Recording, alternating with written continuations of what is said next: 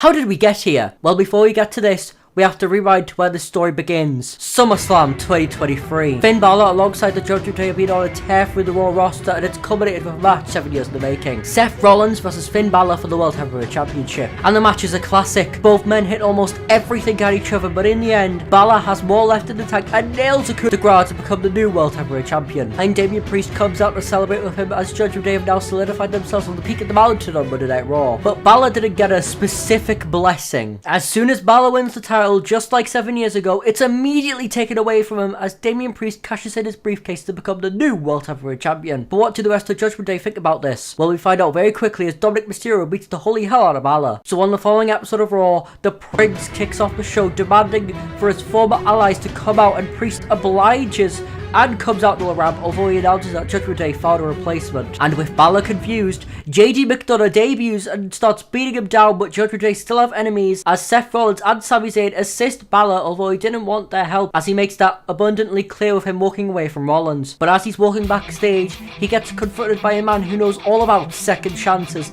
as Cody Rhodes confronts Finn Balor and tells him he deserves a chance to prove himself to be a good guy. But Balor's having none of it, as he believes he doesn't need the respect of others, and that he will still act the same way he does no matter who it is towards. However, after talking with Cody, he realizes it's better to at least tolerate others for the greater good of taking down the common enemy. But before the show ends, Adam Pearce announces a triple threat in the Raw Contenders match to face Damian Priest at Payback for the main event of next week's Raw between the Prince, Sami Zayn, and Seth Rollins. And that match is now, and it's in contention for match of the year. Balor still not being a good guy, but tolerating his potential allies adds so many elements to the match, along with the history between him and the Visionary. And due to Damian Priest not having a preference, Judgment Day decide not to interfere, so it's a fair war between the three athletes, although in the end, Rollins nails Zayn with a stomp, and due to Balor being taken out by a brutal stomp on the outside of the ring, Rollins picks up the victory and punches his ticket to face Priest at Backlash. But what about Balor? Well, he is beyond frustrated backstage, and once again Cody confronts him, but this time he's more vicious in what he says. He tells Balor he is a glorified Neely man, and that he needs to prove himself that he won't betray him or Jey Uso or Sami or Rollins. So if Balor fired up, Cody challenges the Prince to a match at Payback in a second chance match for Balor to really prove his motives in the ring and if Balor will cheat or not. So leading into Payback, Balor is starting to get put to the test with matches with people lower down the card such as Jinder Mahal or Tozawa, but due to their abilities and spots on the roster, Balor doesn't have to cheat at all to get their victories, although he is a ruthless man in between the ropes. However, he doesn't beat them down, nor does he show respect to them. He wins, he celebrates and leaves whilst warning Cody that he will defeat him, and after that he's gunning to go after Judgment Day, who still end up attacking him backstage. So at Payback, Finn Balor takes on the American Nightmare in a phenomenal match which showcases Finn Balor's abilities and slight change in demeanor and character, as throughout the match, when he has the opportunity to cheat or take a cheap shot, he doesn't. And Rhodes actively shows Balor that he appreciates this. But there's still a match that's taking place, and they're throwing everything at each other to try and get the win.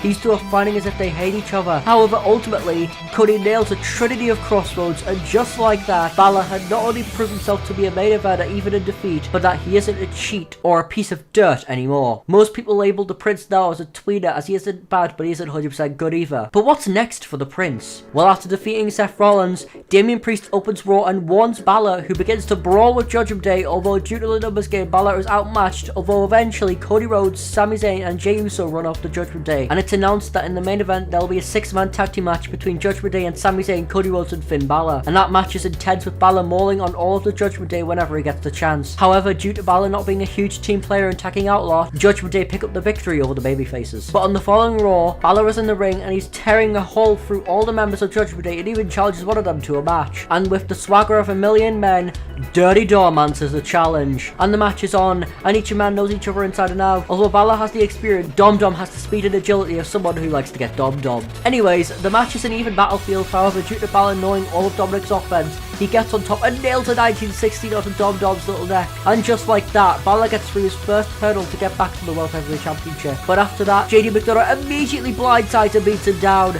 The student has taken out the master and even challenges him to a match at Fastlane to prove who is a true master of the craft. And with Damian Priest being occupied by Sami Zayn and Dominic Mysterio being occupied by Cody Rhodes, JD and Balor both get into it with each other, whether it be backstage or in the ring, as the hatred of betrayal from McDonough runs deep and the resentment is crystal clear. But there's added stakes that if Balor wins, he'll get an opportunity at Damian Priest. However, on the other hand, if JD wins, Balor can never challenge for the World Heavyweight Championship ever again. So at Fastlane, the match is set, and due to the chemistry between these two, it's an absolute masterclass So the same dynamic as Balor's previous match against Dirty Dom. JD is showcasing why he deserves his flowers, but so is the Prince of WWE. However, Balor is getting on top and every other member of Judgment Day are busy, so JD is all on his own and has to fight for survival. But how long can he survive? He's being worn down and Balor is showcasing why he deserves his opportunity. And in the end, he nails a huge coup de grace to pick up the win. And Priest is absolutely enraged, but he has to focus on retaining his title against Sami Zayn, which he just manages to accomplish thanks to Dominic and Cody's continued brawling following their match, indirectly screwing Sami Zayn. So leading into Crown Jewel, it's full-blown warfare between Judgment Day and the Raw roster, with Balor specifically targeting the last person he has to overcome in regards to the Judgment Day, that man being Damian Priest. And with the rest of the Judgment Day having their own problems,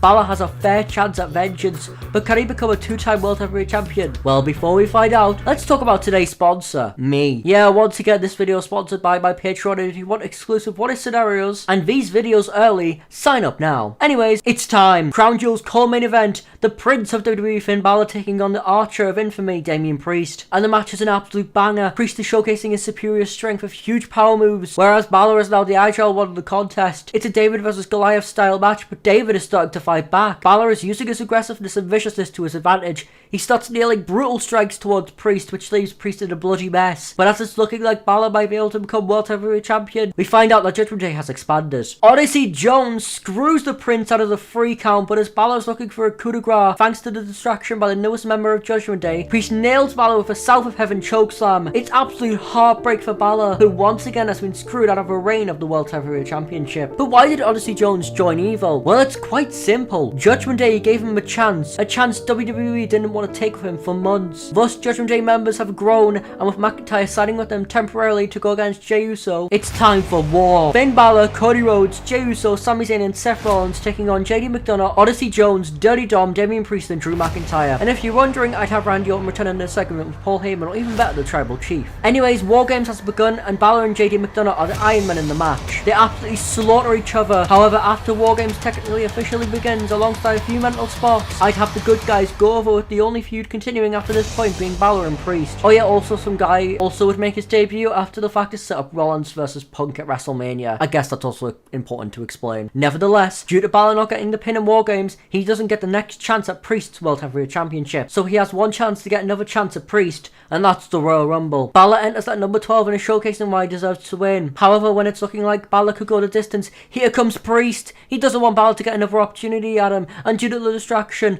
Big Bronson Reed gets the elimination over the Prince. And once again, Balor has been screwed out of a rightful one-on-one match with Priest. But due to Cody Rhodes winning the match, there's one more stop. There's one more chance for the Prince, and that's the Elimination Chamber. And after Balor won his qualifying match, he joins Bronson Reed, Drew McIntyre, Jey Uso, Seth Rollins and Sami Zayn inside the Elimination Chamber. And Balor is putting in the best shift of his life in the match. He eliminates both Jey Uso and Seth Rollins, and even makes it to the final 2, himself and McIntyre. And after a phenomenal mini match, Balor, just by the skin of his teeth, manages to pick up the win. He can finally get a fair match against Damian Priest in what could be Balor's final chance at the World Championship. But it's announced after Judgment Day defeat Balor's makeshift team that will be a no disqualification match. So if Balor wants to win, he's going to have to work harder than he ever has before. But before WrestleMania, he manages to talk to JD McDonough behind closed doors alongside Odyssey Jones and Dominic Mysterio. So at WrestleMania, the match is set and it's an absolute war. Weapons are thrown, tables are shattered, and blood is drawn.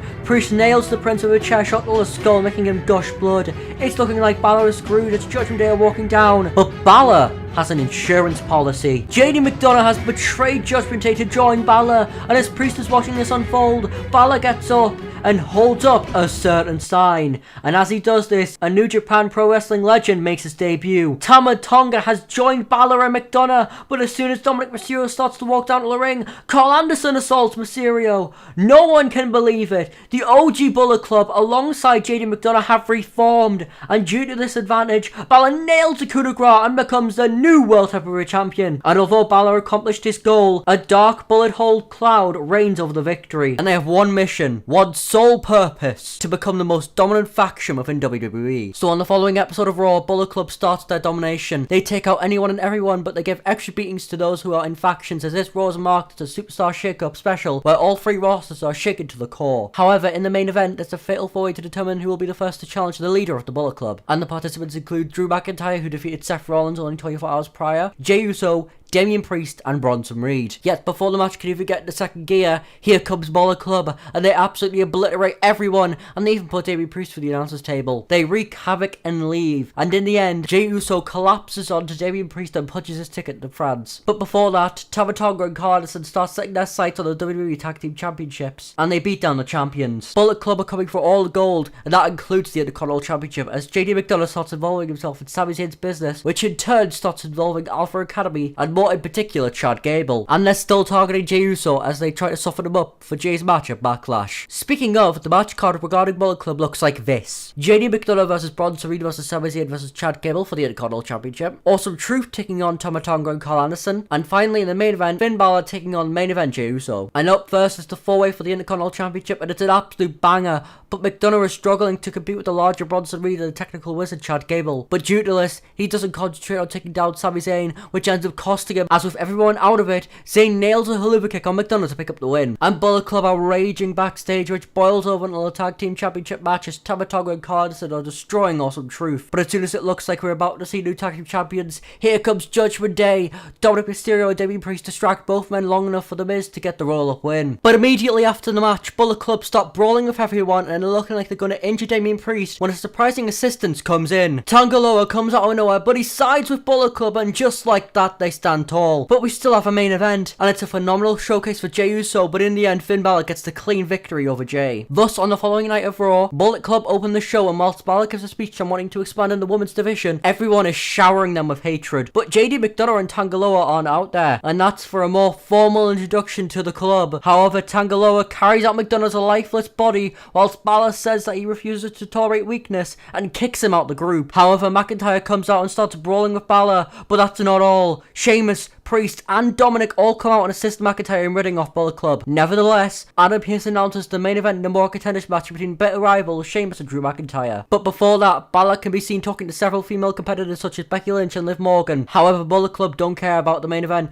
They beat down both men as soon as the match is reaching its climax. Although Pearce says instead of fighting one of them, Balor can fight both in Scotland, and Bullet Club are absolutely fuming. So the following week, they interrupt Awesome Truth with a challenge for the Tag Team Championships, and they gladly accept. Thus the match is on, but in the end, we see new WWE Tag Team Champions, with Tama Tonga and Tanga Loa capturing the gold. Moreover, Carl Anderson enters the King of the Ring tournament, and even manages to make it to the semi-finals before getting eliminated by Ilya Dragunov, thanks to JD McDonough screwing him in a cracker of a match. But due to this, Carl Anderson gets an opportunity to fight Sami Zayn for the Intercontinental Championship at Clash of the Castle, whilst McDonough can fight the newest member of Bullet Club, Tanga Loa. Thus, Clash of the Castle's card in regards to Bullet Club is set, and opening the card is Tanga Loa taking on JD McDonough in a David vs Goliath style matchup. And it's an absolute banging way to open the show, although in the end, JD McDonough manages to lift the big man up and plant him down after Priest came out to screw Tanga Loa. Then in the middle of the show, Zayn and Anderson tear the house down in an absolute classic match, but in the end, Zayn just manages to retain. But with Anderson being a founding member of Bullet Club, he gets a pass in regards to failing to capture gold. And far later in the show, in the main event of the evening, Balor takes on McIntyre and Sheamus, and it's an absolute war between all three men. No one has the specific advantage in the match, as all three men tear the non-existent roof off the building. However, in the end, Sheamus nails Balor with a bro kick, but as soon as he does this, McIntyre obliterates Sheamus, and just like that, we have a new World Heavyweight Champion. But I thought Bullet Club doesn't tolerate weakness. Well, on the Raw after Clash at the Castle, Balor makes one thing crystal clear, that he and Anderson weren't weak. He wasn't the one who got pinned, therefore the Bullet Club are still as strong as ever. And with this, he announces that he is still on the hunt for a female competitor to join the ranks of Bullet Club. But then a fan eagerly shouts that Bullet Club is a failure, which sets Balor off to the point where he starts attacking the fan and puts him through the announcer's table. Pearce then comes out and immediately suspends the Prince of Darkness on the spot. So whilst Balor is suspended, Carl Anderson temporarily leads Bullet Club, and with this, they're very successful. Carl Anderson wins a match to enter Money in the Bank, and the rest of Bullet Club still dominate the tag team division. But one faction they can't dominate is the Judgment Day, as it's announced the two teams will face off for the tag team championships at Money in the Bank. But before then, Bullet Club, with the permission of the Prince, introduced the newest member of the group as Dakota Kai betrays Damage Control to join the group. Anyways, what about JD McDonough? What is he up to during this period? Well, whilst Bullet Club are running the show, McDonough gets a few big victories behind him against the likes of Bronson Reed and former Intercontinental Champion Sami Zayn. And with this, JD gets an opportunity for Chad Gable's newly won Intercontinental Championship. And that match opens the show, and it's an absolute banging way to kick off Money in the Bank, with each man trading blows. But in the end, after 15 minutes of total non-stop action, Finn Balor returns and screws JD out the championship. Up next for the Bullet Club is some tag team mayhem as the Gorilla Gorillas of Destiny take on Damian Priest and Dominic Mysterio of Judgment Day, and it's an absolute classic. However, the chemistry between the Gorillas of Destiny is too much for Judgment Day to handle, as God retain their tag team championships. In addition, following this, Dakota Kai takes on the leader of the crumbling Damage Control, Io Sky, alongside Lara Valkyria, Chelsea Green, Nia Jax, and Naomi in the Women's Money in the Bank ladder match, which primarily focuses on the story of Damage Control falling apart, although the winner wasn't a member of the former group, as Chelsea Green becomes Mr. Money in the Bank. And lastly, in the main event, Carl Anderson competes in the Men's Money in the Bank ladder match alongside Dijak, Sami Zayn, Ilya Dragunov, AJ Styles, Shinsuke Nakamura, Andrade, and LA Knight. And with the talent involved, of course it's an absolute banging match, but in the end, Andrade unhooks the briefcase and becomes Mr. Money in the Bank. So some successes and some failures for Bullet Club. And leading into SummerSlam, Bullet Club's war of Judgment Day and JD McDonough intensifies, which leads to Adam Pearce announcing a triple threat Hell in a Cell match between Finn Balor, Damian Priest, and JD McDonough to end the war once and for all. And on top of this, Damage Control have completely fallen apart, so it's decided there'll be a fatal four-way match between all former members of Damage Control at the biggest party in the summer. And it's absolute chaos wherever you turn regarding Bullet Club, as no one seemingly has the advantage of leading into the show. And the fatal four-way match is up first in regards to Bullet Club in the middle of the show, and it's a phenomenal showcase for all of the women involved, although in the end, I'd have a babyface Kairi Sane pin and defeat Asuka in the middle of the ring to put an end to the rivalry. But that's not the most demonic part of the show, because in times of crisis, the Demon King arrives, but not from Finn Balor surprisingly, as JD McDonough decides to play some mind games with his former mentor, and with Priest making his entrance, it's time for the true hell of the night to begin, and what a war it is. But in the end, JD McDonough goes over by pinning Finn Balor. Bullet Club's leader has been truly defeated, but the Bullet Club never dies. No matter what. And if you like this story and want to know how Finn Balor became World Heavyweight Champion in this timeline, check out the first parts of the story.